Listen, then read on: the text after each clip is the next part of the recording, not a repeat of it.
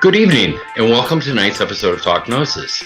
Tonight we are going to be continuing our discussion on the Gospel of Thomas, and we are going to be discussing verse 13. How are you, Bishop Peterson? I am wonderful, Bishop Canterbury. It's good to see you this week.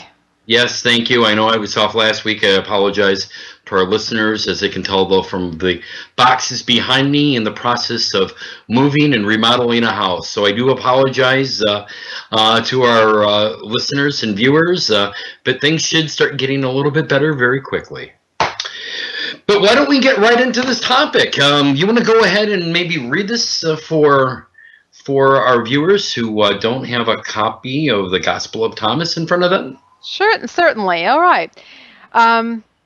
Jesus said to his disciples, "Compare me to something and tell me what I am like." Simon Peter said to him, "You are like a just messenger." Matthew said to him, "You are like a wise philosopher." Thomas said to him, my teacher, my mouth is utterly unable to say what you are like." Jesus said, "I am not your teacher. Because you have drunk, you have become intoxicated from the bubbling spring that I have tended." And he took him and withdrew, and spoke 3 sayings to him. When Thomas came back to his friends, they asked him, "What did Jesus say to you?" Thomas said to them, "If I tell you one of the sayings he spoke to me, you will pick up rocks and stone me, and fire will come from the rocks and devour you." That's a pretty intense verse. Yeah, it's pretty provocative. Yeah, to me, this is, there's many, great verses within the Gospel of Thomas, but, to me, this is one of those where it's just like, almost like a whole entire movie screen comes in front of you with this whole entire scene playing. I was like, wow, this is a pretty intense, and I think there is, again, a lot of different meanings here. I think kind of the first thing that kind of crosses my mind, what did Jesus say to him? And he could not share this with his other disciple brethren, there's a lot of mystery in here. Very, very interesting verse. Absolutely. Well, when I was doing my research on this verse, I read some stuff by Marvin Meyer and April DeConnick, and some other scholars. And given what Thomas says here, it says, if I tell you one of the sayings he spoke to me, you will pick up rocks and stone me. And April DeConnick, I believe it is, notes that this actually has a parallel in the canonical Gospel of John 10:30. Jesus says, "I and the Father are one," and in the next verse, the Jews pick up rocks to stone him. And stoning was a penalty for blasphemy. So what DeConnick and some other scholars are saying is very likely what Jesus was saying at this point. I was speaking the ineffable names of God and identifying Jesus with these names. So that would have been a form of blasphemy, and probably would have upset the very devout Jewish followers of Jesus at this time. Including even his closest disciples. So that's what's been argued here. I do think there's so many different aspects to this passage, and I guess we can just kind of move forward. One of the things that interests me is we have Jesus asking, "Compare me to something and tell me what I am like." Right. We have then Peter just saying, "You're like a just messenger." Some would say a just angel.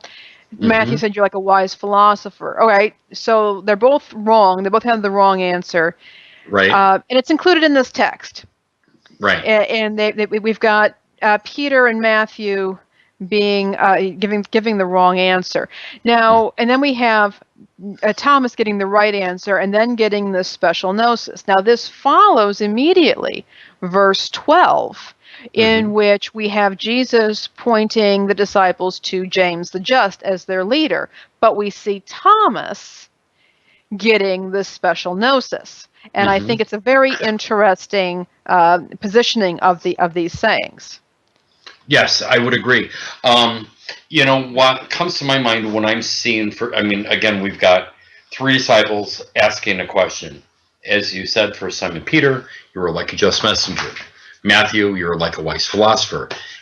Wrong answers. Thomason says, teacher, my mouth is utterly unable to say what you're like. Bingo, right answer. Except there is a slight correction from Yeshua. He says, I am not your teacher. Because you have drunk, you have become intoxicated from the bubbling spring that I have tended. This to me is saying more like, I am the mediator.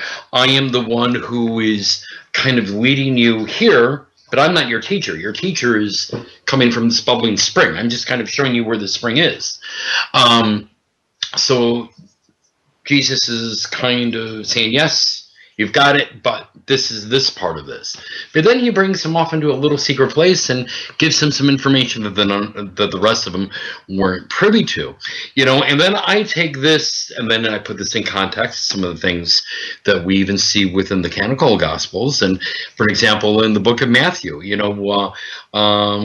are basically told, to kind of paraphrase it, to his disciples, he reveals the truth, but to everyone else, he kind of speaks in parables. But yet, even though his disciples may have been getting all sorts of secret gnosis from him, there were still others that seemed to be getting very specific teachings that weren't shared. And in this particular verse, that's pointing in the direction of Thomas. So I think that brings up all sorts of questions. I mean, is this something that the followers of Thomas, put in at a later time to sort of give validity? Again, you're saying this comes right after verse 12, which kind of puts the leadership to James the Just. But now we've got verse 12, with that leadership kind of be showing there. But yet this secret gnosis that, at least from here, seems like Thomas was the one who was privy to this information, and we don't see anyone else that this is being shared with. Mm-hmm. Yeah, so one of the questions that I have is, was this, first of all, we have Peter once again kind of being knocked out of the running as a leader. Mm-hmm. Poor Peter. But we've also got here, with these two passages next to each other, is it possible that this demonstrates a different way of understanding leadership or conceiving leadership in a more of a body-oriented view of an organization, in which you have James the Just is perhaps the leader to whom they go, but this knowledge is given into another man. Mm-hmm. And is this perhaps a way of understanding leadership within an organization, or that you're going to diffuse certain gifts and roles within that organization, and it's not all going to be contained within one individual? I think that is a very good way, to kind of maybe look at that interpretation of that. It would be very, it's hard for us to kind of look and say, okay, we can travel back in time and see exactly how they were thinking in this first century and how leadership within the church may have been. But I think that you bring up a very good, valid point. Maybe we have James the Just as sort of the exoteric leader of the church, of those, that was put into power, but yet we still had sort of this esoteric secret thing going on with Thomas and maybe with others, that certain gifts and things were being taught and things were being manifest through, that all of them had very special and very specific roles that they played within the church, and that it was not necessarily all the power, all of the keys given to one particular individual who held all of the keys that then they got passed on. Yeah. Now, the interesting thing, of course, in coming back to this also in terms of leadership and organization, is, he comes back to his disciples, his friends, and they said to him, well, what did Jesus tell you? And he says, sorry, guys, I can't tell you because you're going to stone me. Mm-hmm. And then, of course, the fire is going to come out of the stones and burn you up. So it's going to be one big mess. Right. And I have to wonder how the disciples felt about this, about, this is their friend. And yet he is absolutely convinced that what he has been told is so serious that his own friends are going to turn on him. And I have to wonder how they felt about this, and what they felt about this. And I also have to wonder what may have occurred after this particular incident took place. Because we don't, for example, find here, it doesn't state here what exactly Jesus had to say. So we're kind of left wondering what that might be. And we don't have a resolution with this passage. We know that eventually, of course, the church did develop. They had multiple bishops, but they ended up being under Peter. But we don't really know how the disciples would have reacted to something like that, with somebody getting this special knowledge and then turning on them and saying, "If I tell you what he told me, you're going to kill me." I don't know. I don't know how I'd feel about that. I mean, if I don't know how I'd feel if they took, Jesus came and took Father Tony aside, and then Father Tony came back and says, "Well, bishops, I'm sorry, I can't tell you because you're both going to kill me." I think my feelings would be hurt. I can't tell you, Bishop Peterson. If I told you, I'd have to kill you. That part is almost kind of humorous. But on the other end, you're going, okay, again, given kind of the context of the verse, given the time frame, given what we know about stoning during that period, stoning was for very, very grave crimes then. Blasphemy, adultery. I don't know what else they would have possibly used stoning for back then, but usually it was pretty serious crimes against the commandments. And so, what did he feel could have possibly been broken a commandment? Again, like you stated, it had something to do with the ineffable name of God, something that could not be discussed. In other Gnostic texts and in early kind of Gnostic writings, I mean, we see all sorts of various names of God mentioned. Is this what's being told to him? Certain secret names that maybe would not be familiar with them. And so if these names were being revealed to Thomas, would they, even the disciples of Jesus, would they have even considered it blasphemous? Or was simply him uttering them, okay, they may not have felt they were blasphemous, but if other people would have, I mean, again, it just raises a lot of questions here. Yeah, and the interesting thing is I also would go back to what the text begins with, "Tell me what I am like." And it's what this text does is it discounts the idea that Jesus was just an angel, right? Which some people believed, or that he was just a wise philosopher teaching. This text actually reinforces, in many ways, the divinity of Jesus. And that's one thing I find very interesting about this text, that while Gospel of Thomas is known as a sayings text, doesn't involve miracles, this particular passage associates, it seems to me, Jesus with divinity in a pretty profound way. I would agree with you because, again, nope, I'm not this, I'm not this. I'm not a messenger, and I am not a philosopher. And then Thomas comes in and says, I can't utter what you are. And yes, you got it right. So it does seem to reinforce that very idea of Jesus being something way beyond just a mere teacher, another philosopher of his day, another prophet of the day. God knows that if we were to look at that region and that period, there were probably lots of prophets, lots of philosophers, all walking around during that day. This separates Jesus from the rest of them. Yeah.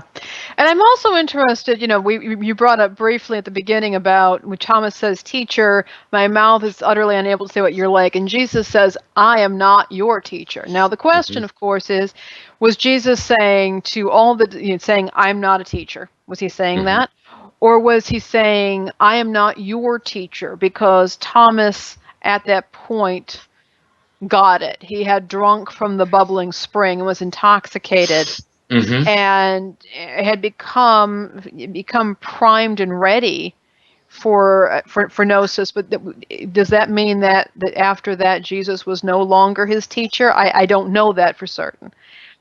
But we do see that change as well. I am not your teacher. Was Jesus never a teacher, or was he no longer a teacher now that Thomas expressed himself, or actually was unable to express himself in response to Jesus's question? Well, I'm sure we're going to get really in depth on that topic and talk Gnosis After Dark. But I think that's a very interesting question there.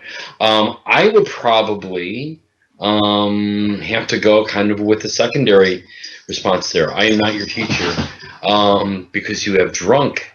I would say that the way I would interpret that is that now he has sort of drank from this fountain of Gnosis.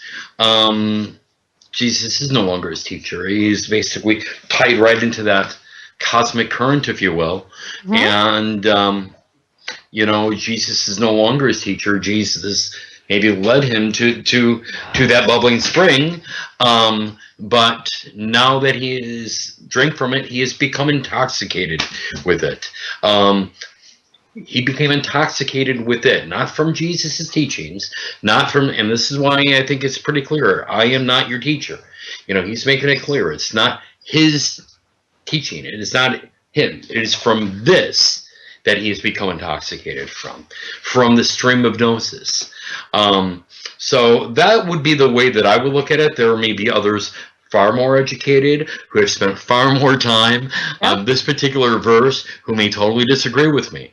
But that's the way I've always looked at this particular verse. In the 30 years I've been involved with Gnosticism, I've always kind of interpreted that way. And my interpretation may be totally, you know, off the wall on this, but I would have to agree with you if that's the way you've been looking at it as well. I think it's an interesting approach, especially particularly for those of us who are practitioners as well as people who read this stuff. Be interesting to hear what Deacon DeGilio and maybe even Father Tony have to say about this. But there's a lot of meat on this verse, I have to say that. You know, I'm going to throw out, you know, to make sure, I would like to hear what our audience have to think about this. So maybe, you know, on their comments, either on our Facebook page or on our YouTube channel, I would really love to hear what their particular comments on that particular question. I mean, obviously, if they want to comment on all of the show and any of the things we discussed, but really kind of curious to see what some of their feedback would be. Absolutely. Well, I do want to thank everybody for listening or watching the show tonight. If you have been enjoying these shows and found them helpful, please consider supporting us. We do not have advertising on this show. We know you don't like seeing ads before you get to watch a video, but we do accept support through Patreon, patreon.com/Gnostic. This program allows you to pledge a small amount per video or podcast that we produce, and you can actually cap that amount as well. If you want to, say, for example, pledge $2 per video or podcast, but you can only afford $20 a month, you can cap the amount of money you'll be billed each month. And every penny that we receive directly supports the development of this and other Gnostic NYC programs. And I also want to remind everybody that immediately following this, we are going to be recording our After Dark podcast, which should come out over the weekend. However, if you are a Patreon supporter, you can actually log in and view our recording of the show, so you kind of get a sneak preview. And if you want to send us comments, sometimes we can answer those, but it's kind of fun. We get more in depth on the After Dark podcast, and we also can get a bit silly sometimes. And if you're lucky, you'll even see some cute animal videos as well as our various pets jump around. So. And tonight, probably as some of our viewers have seen, I've already had one of my dogs jump on me. They're all in this I'm needy. I'm totally freaking out. We're moving. Where the heck are we? I still don't know yet. Oh, here's Dad. Let me crawl up on him because that's my comfort zone. So I'm sure we'll see lots of that during the podcast. Absolutely. All right, then. So again, we always appreciate getting feedback, and you can find us online on Facebook, our Facebook page, and by all means, send us your comments in the YouTube comments, or you can send us an email at talkgnosis@gnosticnyc.com. And we look forward to seeing you next week with another show. So thank you so much for joining us. Thank you, everyone. Good night. Night.